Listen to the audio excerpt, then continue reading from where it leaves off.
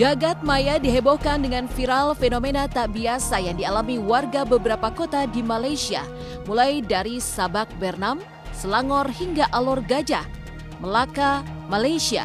Ya, beberapa rumah warga mengalami teror ketok pintu cukup kencang pada dini hari. Anehnya, tak terlihat adanya seseorang atau hewan di balik pintu tersebut. Warga yang resah bahkan sempat meminta polisi setempat untuk menyelidiki teror ketuk pintu tersebut. Namun hingga kini polisi belum berhasil mengungkap teror aneh itu. Dan inilah viral ketukan pintu misterius setiap dini hari di Malaysia.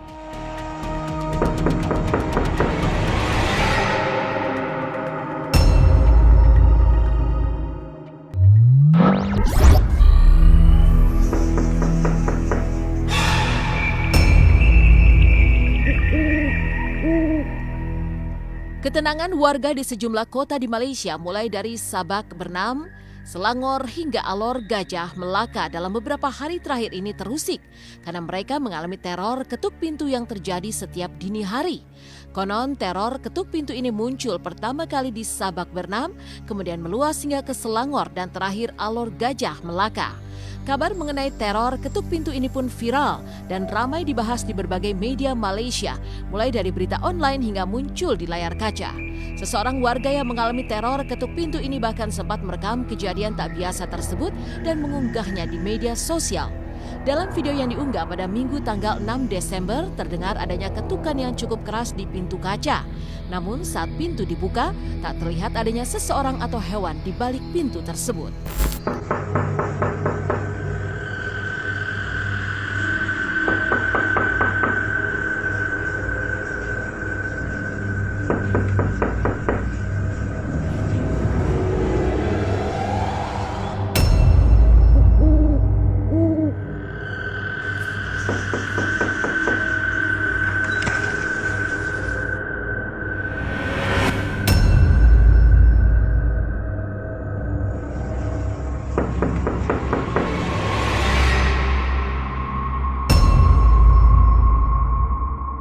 Kuat lagi. Macam Macam gini. Lain. Tu lain. Lagi kuat. Lagi kuat. Tu ganas juga. Ada gangguan-gangguan lah. Gangguan-gangguan sekitar pondok ni. Antaranya pertama kali dalam pukul 2.30 pagi. 2.30 pagi. Memang kalau ada kejadian seperti itu ya jelas menakutkan sih. Sebagai orang biasa pasti di tengah malam buta ada yang ketuk pintu seperti itu kayak orang meneror ya pasti mengerikan.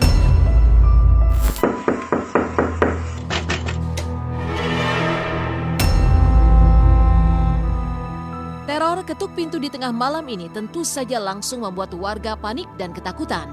Apalagi teror ini tak hanya menyasar 1-2 rumah warga, tetapi juga di banyak rumah di sejumlah wilayah di Malaysia.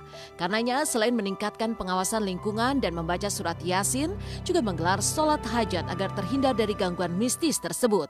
Warga juga meminta polisi setempat untuk menyelidiki pelaku teror tersebut.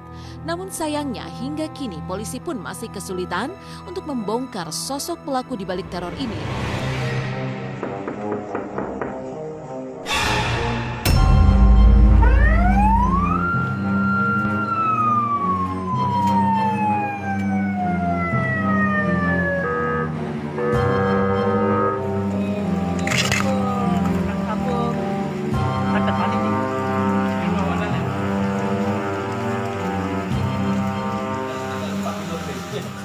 Terjadinya pada 24 November 2020 di Sabak Bernam.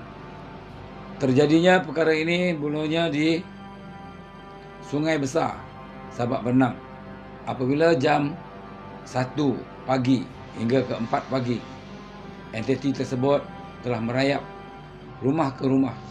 Lebih pada 10 biji rumah di sana telah diganggu dengan ketukan pintu, sama ada pintu depan ataupun pintu di dapur belakang. Kami mendapati ramai polisi-polisi telah mengawal di kawasan taman tersebut. Ya, lebih daripada 20 anggota polisi, di mana mereka tidak membenarkan kami daripada tim Adam Muhammad Isa ataupun Perubatan Islam Jarak Jauh Sunan Kalijaga untuk membuat liputan di sana. Mungkin bisa aja ada orang iseng atau gimana, tapi di sisi lain juga mungkin ada orang yang melibatkannya dengan mistis. Ya balik lagi ke diri kita masing-masing, kita berdoa. Yang pasti kita jangan luput dari doa, terus berdoa supaya kita dijauhkan dan dihindari dari hal-hal seperti itu.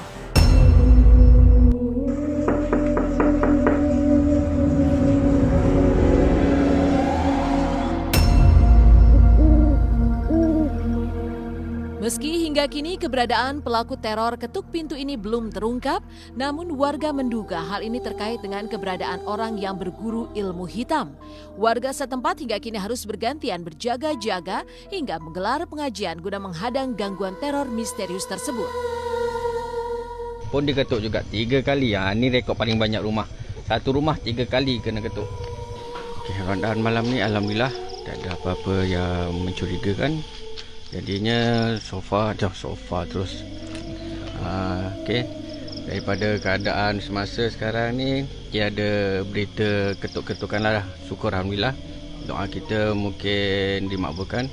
Apabila di sana sudah tidak ada ketuk-ketuk pintu, pada tanggal 4 Disember baru-baru ini 2020, entiti tersebut telah singgah ke Negeri Sembilan di Malaysia juga, di Port Dickson, dan dapati ramai juga diganggu di sana. Di Malaysia, saya kira untuk penangkal itu dengan sholawat juga itu dia tidak bisa untuk langsung nembus, tidak bisa. Insya Allah dengan banyaknya sholawat ya itu juga dia akan terhindar dari gangguan-gangguan. Zamannya dulu kita ada yang namanya kolor hijau, ada lagi yang namanya teror ninja. Jadi kalau melihat dari sisi kekuatan dan sisi dari spiritual yang dia lakukan, kekuatannya saya melihat hampir sama dengan di Indonesia. Sebagai seorang fisikawan, kita nggak boleh mengatakan itu wah nggak mungkin, gitu ya, nggak mungkin. Kita nggak boleh seperti itu. Tapi kita pasti ada sesuatu penjelasan gitu ya kan. Kalau memang itu ada gitu. Sehingga orang itu keimanannya goyah, ingatnya kepada Allah goyah.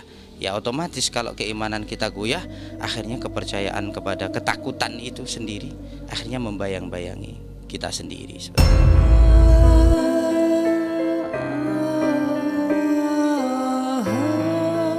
Jauh sebelum teror ketuk pintu menghebohkan warga di sejumlah kota di Malaysia, Yani seorang warga kampung Citengkor, Desa Sukabakti, Kecamatan Naringgul, Kabupaten Cianjur, Jawa Barat, sudah lebih dulu dihebohkan pengerusakan rumah yang diduga dilakukan oleh makhluk gaib hingga menjadi viral di media sosial.